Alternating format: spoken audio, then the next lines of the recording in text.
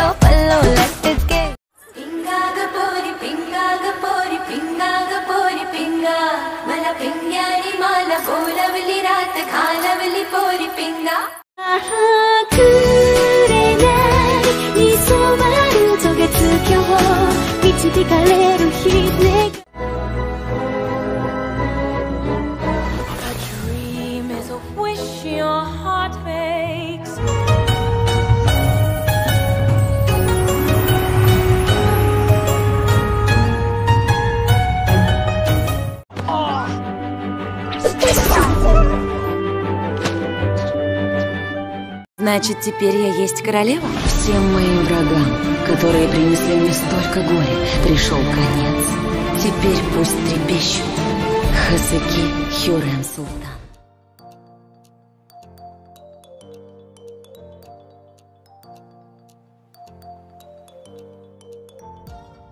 Boleh dong memperkenalkan diri dulu.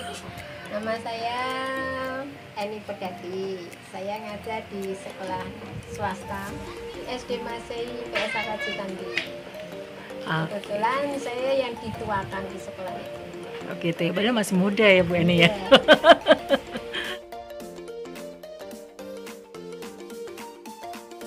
Kalau saya secara pribadi, karena saya juga punya anak, saya hanya manut ke anaknya. Apa yang menjadi basic anaknya saja. Selaku orang tua sekarang itu tidak zamannya orang tua yang menjadi diktator, tapi orang tua yang tutwuli handayani. Jadi mengikuti apa yang menjadi kemauan anak, yang penting ke jalan yang positif.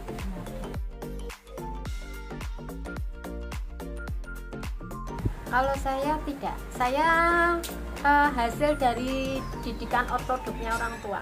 Oh, karena saya itu tidak kepingin jadi guru. Tapi orang tua saya kelihatannya sudah dari kecil itu menanamkan seperti itu. Dan untuk pelayanannya, karena saya itu dari kecil dididiknya di Kristen, lingkupnya Kristen, SD saya Kristen, SMP Kristen, SPG Kristen, kuliahnya juga di sebuah Kristen. Ternyata setelah dari pemikiran yang disambung-sambung gitu ya, katakan bisa berurutan gitu ya, berurutan gitu, itu yang menjadikan pemikiran orang tua saya pengennya mendidik saya supaya tetap di dalam pelayanan. Itu intinya itu. Oke. Ya, itu memang pemikiran orang tua saya juga seperti itu. Gitu ya. Suksesnya itu juga kalau sudah jadi pegawai. Kalau belum jadi pegawai belum sukses kan. Oh gitu ya. Makanya ada dorongannya untuk seperti itu. Tetapi kok saya itu tiba-tiba yang menjadikan satu dari antara anak yang ke-8 ini, terakhir saya itu. Tuhan, orang tua saya mencetak saya bukan untuk menjadi pegawai jadi saya itu cuma sebagai pelayan. Saya bukan sebagai sesuatu yang istimewa, tapi saya justru sebagai pelayannya ini yang terpenting. Luar biasa. Melayani masyarakat, makanya seperti itu. Baik, luar biasa sekali.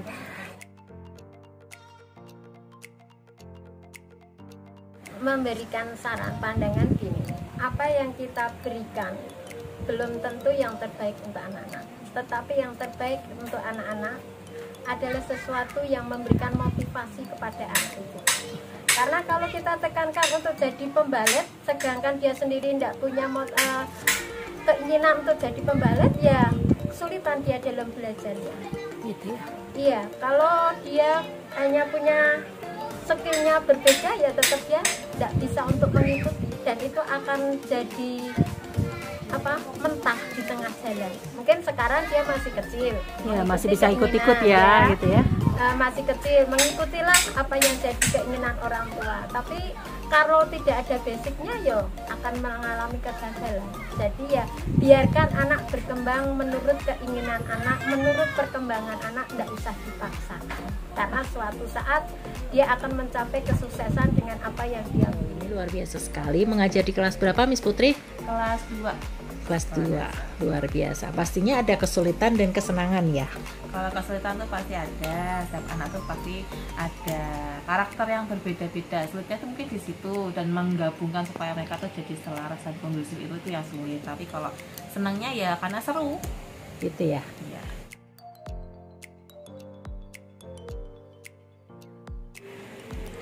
Jadi gini, pada dasarnya orang tua itu sebenarnya punya hak atas cita-cita anaknya. Anak itu akan jadi apa, nanti masa depannya dia mau seperti apa, menata hidupnya sebagaimana. Sebenarnya kewajiban sebagai orang tua juga memastikan anak itu dalam kondisi yang nyaman ya. Tapi kadang orang tua itu lupa dalam perjalanan anak itu menuju mencapai cita-citanya, baik yang anak itu harapkan ataupun orang tua harapkan. Terkadang orang tua itu lupa pendampingan apa yang diperlukan. Contoh kalau mamanya anaknya pengennya jadi dokter ya kayak tadi. Kalau orang pada dasarnya anak mau jadi dokter, dia pasti pertama first impression dulu kan, dia lihat dokter bagaimana, dia mau kenapa mau jadi dokter, kan dia harus punya kayak kesan pertama, kenapa sih kok aku pengen jadi dokter? Karena orang tua aku dokter. Ya kalau orang tua dokter. Tapi kalau orang tuanya yang privilege-nya bukan dokter, atau mungkin cuman orang tua sederhana, kan agak sulit yang. Jadi kalau anak itu dia punya latar belakang yang orang tua yang sederhana, atau mungkin profesinya di luar dokter, selain dokter kayak mungkin hanya artis, berarti kan dia cenderung tahu tentang hal-hal yang berbau seni. Atau mungkin orang tuanya itu bukan dokter tapi pekerjaannya bank, berarti kan dia akan jauh tuh dari hal-hal yang berbau medis, tapi dia akan pro, atau mungkin dia akan terbiasa dengan hal yang berbau hitung-hitungan. Nah, maka dari itu kadang kalau orang tua mungkin mau anaknya itu mencapai cita-cita, ya lihat juga dulu apa yang perlu disediakan dalam perjalanan sekolahnya dia, baik secara akademis, prakteknya juga, ataupun mungkin ilmu-ilmu tambahan lewat kelas atau SMB gitu. Okay. Nah, jadi perlu juga ada tambahan ya? Iya, juga harus ada dukungan lah. Kan nggak mungkin dong anak itu dia mau jadi dokter tapi dia nggak ditambah juga pengetahuan umumnya, terus dia juga harus sekolah, nanti dikasih tahu juga, kamu kalau jadi sekolah dokter nanti sekolahnya lebih panjang loh daripada teman-teman kamu yang cuma yang sarjana itu 4 tahun, karena dokter kan sekolahnya lebih lama ya. Udah gitu kalau udah lulus secara sekolah dokteran kan pasti kalau menurut pengalamanku nih, teman-teman yang dokter, mereka itu nggak berhenti di situ loh akademisnya, mereka masih lanjutin lagi, nanti mereka mau kuliah lagi untuk ininya begini. Sebenarnya orang tua itu fine-fine aja sih kalau mau anaknya mau menjadi seperti apa, asalkan mungkin karena ya orang yang pertama mengenal anak itu pasti orang tuanya lebih dulu ya kan. Jadi orang tua harus tahu kapasitas anaknya sepanjang semasa dia sekolah, dari SD, sekolah dasar, SMP, atau sekolah menengah sampai kuliah. Orang tua kan harus pantau juga, lihat antusiasnya, lihat ambisinya juga ya, dia seberapa kompetisinya sih, dia mau mendapatkan cita-cita yang ingin dia raih. Yang pasti orang tua tuh harus tahu karakter anak itu, supaya ada kesadaran orang tua tuh sadar kalau biarlah anak mereka tuh jadi dirinya sendiri. Jadi itu nggak akan menjadi beban untuk mereka, nggak akan jadi tuntutan yang kayak membebani hati mereka gitu loh, maupun mereka nggak akan kepikiran orang tua aku tuh mendambakan aku begini. Nanti mereka belum buru-buru mencapai cita-cita mereka, baru di pertengahan aja sudah banyak pikiran gitu loh ya, itu kan bisa menghambat, bikin mereka jadi nggak fokus gitu ya. Oke.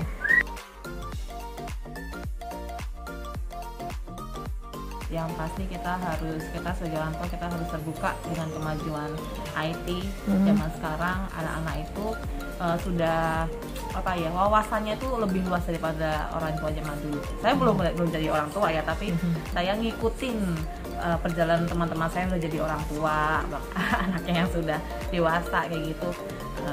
Kalau menurut saya orang tua harus bisa mengikuti perkembangan juga apa yang terjadi sama dunia baru-baru ini, karena anak zaman sekarang tuh sangat luar biasa tanggapannya, dan mereka itu juga lebih cepat untuk mengkritisi suatu kondisi.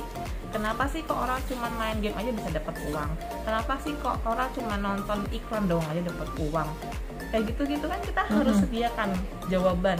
Padahal orang tua pengennya ya kamu tuh belajar jadi orang pintar, jadi orang guna. Kalau bisa kamu nanti lulus kok jadi masuk menteri lah gitu. Yes. Tapi ternyata kita lihat aja ownernya, CEO-nya Ruang Guru ya kan.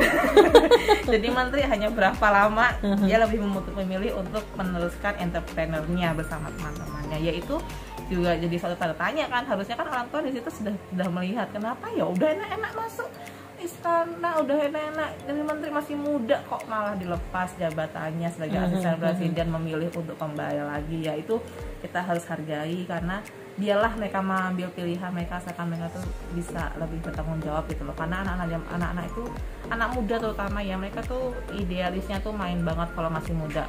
Kalau pas mereka tuh pemikirannya masih sudah matang atau belum, tapi mereka mencoba masih mencari jati dirinya mereka masih berpikir hidupnya masih panjang, aku masih mau apa lagi, aku belum mau berhenti di situ lah gitu, aku masih pengen mengembangkan sayapku lagi gitu. Karena kalau secara orang tua ya, atau belakang saya, keluarga saya, apalagi terutama anak perempuan di keluarga saya tuh, anak perempuan itu tidak terlalu diperhitungkan secara pendapatnya. Jadi bagi mereka tuh ya anak perempuan itu kamu ya harus jadi wanita yang penurut, bisa masak segala macam, nanti kamu cukup mempersiapkan diri jadi seorang istri yang dari suami yang mapan gitu lah. Nah seperti itu, pokoknya di ibu rumah tangga gitu. Tapi ternyata emang jalan hidup itu yang terjadi pada saya itu berbeda, tidak semudah dan semulus mempersiapkan diri seperti itu. Ternyata saya ditemukan tantangan-tantangan yang akhirnya ya memang saya bersyukur sih ada di titik sekarang ini. Jadi saya jadi bisa tahu kemampuan saya, jadi bisa tahu apa yang Tuhan beri, talenta yang sudah Tuhan percayakan untuk saya bisa kembangkan lagi, bisa jadi berkat untuk orang lain. Sekarang jadi profesi jadi sebagai guru pun juga itu udah bukan jauh dari angan-angan orang tua ya, malahan karena sekolah aja gitu ya. Saya aja lulus aja SMK kan tata busana, jauh banget kan. Tata busana dari jadi guru itu kan rasanya udah itu kemana itu ya, Miss ya? Ibadah buku tuh udah bukan beda halaman tapi beda buku lah itu. Beda buku ya. Udah beda capture gitu, udah beda penulis. Betul. Tapi ya ternyata bisa aja terjadi dari itu orang tua, karena sudah emang lulus sekolah itu orang tua tuh sudah lepas gitu loh. Kalau kamu mau kuliah ya kamu silakan terserah sendiri. Mama sudah pokoknya saya tanggung jawab tuh ya sudah sekolahkan kamu sampai SMA aja. Kamu mau jadi apa ya yang penting kamu bisa kerja tuh dapat uang, kamu bisa cukupkan diri kamu bisa senang-senang. Jadi sama saya itu orang tua saya tuh bukan tipe orang yang memaksakan ya, karena justru malah kayak dorong, nge-push saya tuh untuk nikmatin hidupmu gitu. Karena mama saya itu juga orang tua zaman dulu menikah muda, dia merasakan nikah muda, punya anak muda, usia muda tuh sulit. Jadi dia lihat saya itu juga nggak mau yang kayak seperti itu, dia mau saya tuh menikmati masa muda saya. Tapi ya walaupun dan diberi kesempatan seperti itu ya saya manfaatkan untuk mengembangkan talenta, terus berkarir. Asik.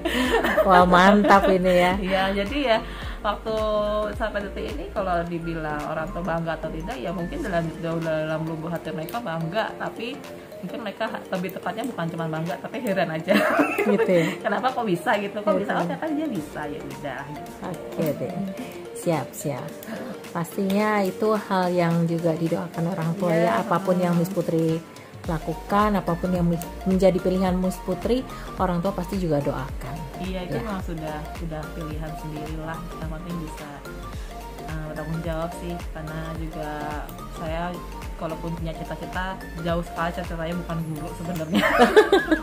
Cita-citanya malah bukan guru. Jadi ya ya sudah, karena emang itu yang Tuhan beri, itu kan juga suatu karunia ya, diberi pekerjaan, diberi kali, apalagi di masa pandemi gini saya tidak kehilangan pekerjaan. Sebenarnya dulu cita-citanya apa sih? Cita-cita jadi animator. Jadi animator karena suka nonton film kartun, suka komik, pengen jadi animator. Tapi saat itu nggak ada bayangan ya di tahun-tahun itu namanya bikin komik itu akan sekolah apa. Tapi kalau sekarang bisa lihat ada banyak macam sekolah menengah yang menyediakan jurusan-jurusan DKV, desain visual begitu. Jadi kayak kalau lihat anak zaman sekarang sekolah masa-masa tuh aduh ya ampun gemes banget, bener gemes. Gemes banget karena mereka tuh benar-benar disediakan sekali sama sekolah zaman sekarang tuh, menyediakan berbagai macam jurusan yang nggak cuman itu aja, nggak monoton, bahkan ada banyak lagi kayak jurusan-jurusan yang inovatif gitu loh, yang itu tuh bisa banget kayak apa sih, bener-bener maju lah secara IT. Zaman saya dulu, saya pengen sekolah, pengen nanti jadi dokter, mau sekolah apa ya? Adanya cuma SMA, SME ya, SMK. Pol-pol udah disuruh akuntansi aja udah, gede, aduh nggak mau lah. Masa gitu matematika lagi, walaupun sekarang akhirnya jadi guru belajar matematika ya, tapi kan tidak. Ya udahlah. Terlalu berat. Gak berat banget gitu. Aku dengar-dengar nih Miss Putri juga punya ini nih, punya YouTube juga nih. Oh iya, punya YouTube. Karena di situasi daring begini, guru juga Harus aktif. harus nge-vlog. Terpaksa harus nge-vlog. Harus aktif juga di YouTube. Ada di Hadasa Putri namanya channelnya. Tapi di situ aku cuma upload kegiatan-kegiatan anak-anak aku, mood-mood aku, mereka yang ada kegiatan gitu. Jadi nggak selalu kegiatan sih. Oke. Thank you. Sama. Selamat siang, nama saya Mama Hisyam. Sebagai orang tua tentang cita-cita anak saya mengharapkan selain bisa punya rasa takut pada Allah Subhanahu wa Ta'ala, tentunya dia juga menjadi anak yang berbakti. Dan saya ingin bisa menjadi seorang dokter ataupun seorang public figure. Tapi di luar keinginan saya itu, jika anak saya menginginkan bercita-cita lain, saya akan tetap mendukungnya dengan 100%. Sekian, terima kasih. Assalamualaikum warahmatullahi wabarakatuh. Selamat malam untuk semuanya. Di sini saya ingin berbagi sedikit tentang apabila anak dalam meraih cita-cita itu harus sesuai dengan keinginan orang tua daripada cita-cita yang diambil atas kemauan sendiri. Di sini bukannya saya tidak setuju, tapi alangkah baiknya jika cita-cita itu sesuai dengan kemampuan anak itu sendiri.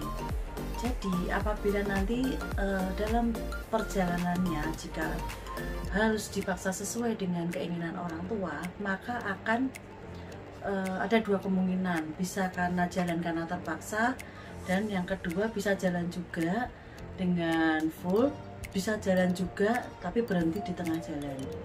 Oleh karena itu, sebagai orang tua, khususnya saya sendiri, saya mempunyai anak 4 orang, tidak pernah saya memaksakan cita-cita, tidak pernah memaksakan keputusan untuk meraih cita-cita anak saya atas kemauan saya sendiri. Karena apa? Karena yang menjalani, karena yang melakukan, karena yang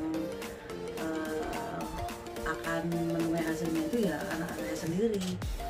Contohnya ada anak saya yang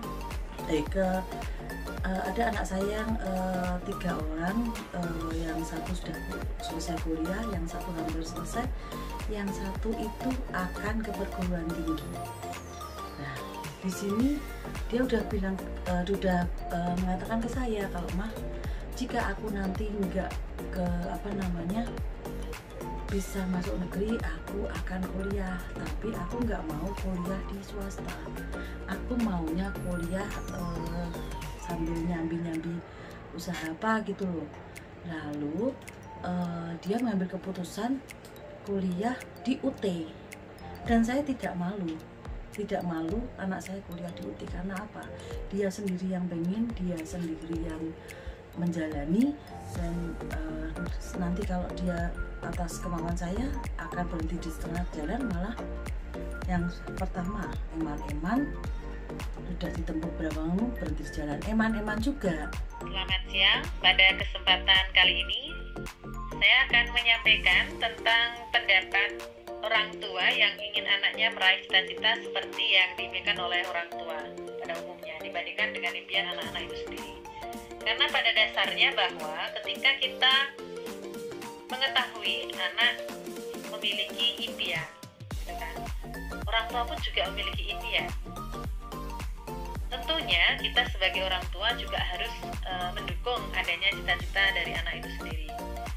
Asalkan dari cita-cita anak itu juga sesuai dengan keinginan dari orang tua.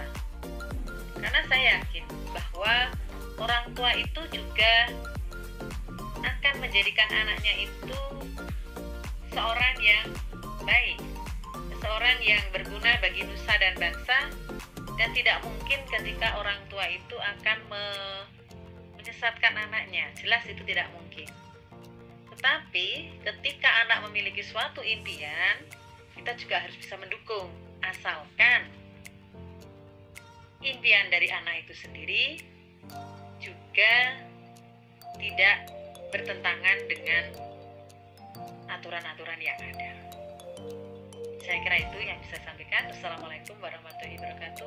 Jadi tanggapanku adalah selama cita-cita tersebut baik, kemudian selama mental health anak tersebut sehat dan anak tersebut bahagia, it's okay, nggak apa-apa. Itu tidak merupakan sesuatu yang salah, dan memang anak-anak kalau misalkan masih sekolah ya kewajibannya adalah sekolah dulu seperti itu. Karena anak-anak masih dibiayai oleh orang tua, sehingga sebaiknya juga masih menurut apa yang diperintahkan orang tua dalam hal kewajiban sekolah. Nah, nanti setelah lulus, entah anak-anak itu ingin tetap melanjutkan cita-cita orang tuanya atau ingin memiliki cita-cita baru, itu baru bebas.